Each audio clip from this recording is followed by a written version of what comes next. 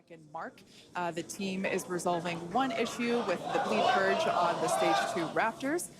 Like John just said, the SpaceX компаниясы 2023 жылы 20 көкекте Super Heavy B7 үдеткішімен бірінші саты Starship S-24 ғарыш кемесінен екінші саты тұратын Starship аса ауыр зымыран жүйесінің алғашқы орбиталық ұшу сынағын өткізді.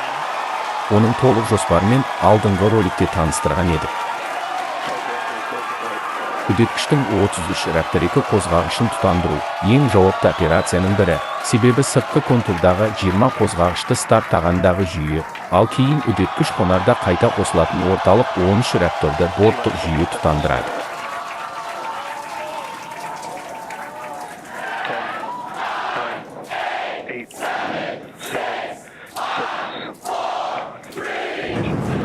Алайда мамандар толық тартым өрбіте алмайтын ақаулы үш қозғағышты бірден сөндіріп тастады. Бұл үшеуінен айырылған Starship көтерілу барысында бір жағына еңкейіп кетті. Илон Маск қозғағыштарды төменнен ұшқан бетон сынығы істен шығарды деген болжамды растамады. Маск көтерілу кезінде Super Heavy астында тас боран болады, бірақ ол қозғағыштарды не олардың қорғаныш қалқанын зақымдағанына дәлел жоқ деді.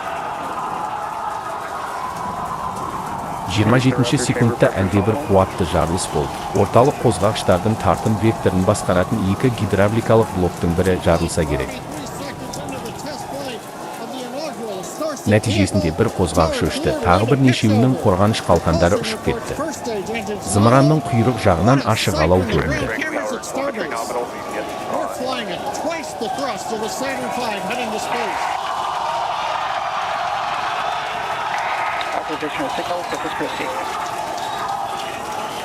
Бес километрде тағы бір қозғағыш. Зымыранға ең ауыр аэродинамикалық күш түсетін Макс Q нүктесінен өте, тағы бірі сөнді. Көтерілу жылдамдығы күтілгеннен аз болды, бірақ кем дегенде 8 қозғағышынан айырылған зымыран ұша берді. Ол Макс Q кезеңінен өтіп, сынақтың басты міндетін орындады. Жүйе бірінші саты қозғағыштары өшіріліп, кеме үдеткіштен ажырайтын сәтке жақындады. 85 секундта компания тағы бір Raptor дерегінен, сондай-ақ тартым векторын басқарудан айырылды. Осы сәттен бастап зымыран басқарусыз қалды десе болады. SpaceX гидравликадан қиындық туатынын алдын ала болжаса керек, өйткені дайын тұрған келесі B9 прототипінде оны электрлік басқару жүйесі алмастырған.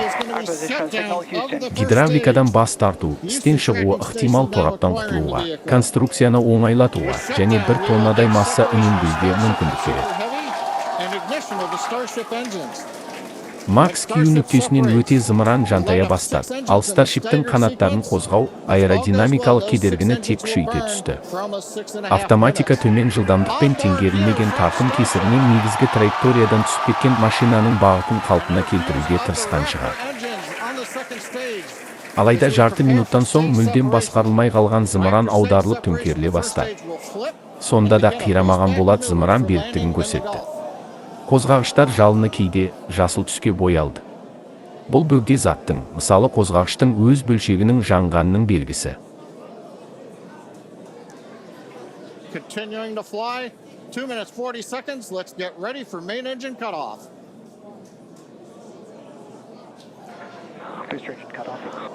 Beginning the flip for stage separation.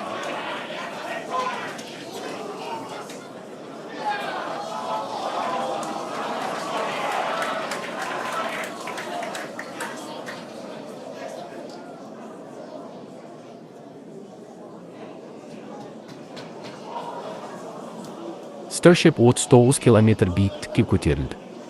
Бірақ бұл сәтте зымыран басқарудан толық шығып кеткен еді.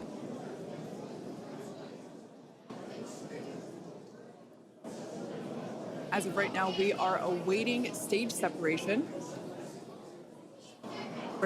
SpaceX ұшуды тоқтату жүйесі, FTS, автоматты түрде іске қосылып, үдеткішті жарғанын мәлімдеді.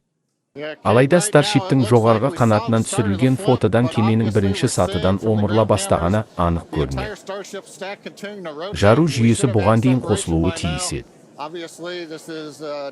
Видеодан да жарылыстың отын бактары арасындағы FTS тұрған тұста емес, қозғағыштар бөлімінде болғаны байқалады. everything after clearing the tower. Super Heavy was жарылысынан icing 3 on the секундтан cake. соң автоматика екінші сатыны жарып жіберді.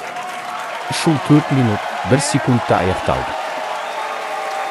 Алғашқы ұшу инженерлерге ең бастысы зымыран жұмысы жайлы нақты деректер берді.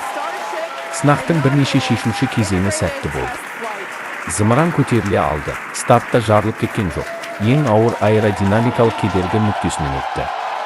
Бұл жаңа сынақтарға дайындалу үшін жақсы негіз. Ендігі басты міндеттер старт алаңы инфрақұрылымын жаңарту, қозғағыштардың істен шығу себебін анықтау, зымыранды басқару жүйесін жетілдіру. Алдағы жұмыс жайлы толығырақ келесі роликте айтылады.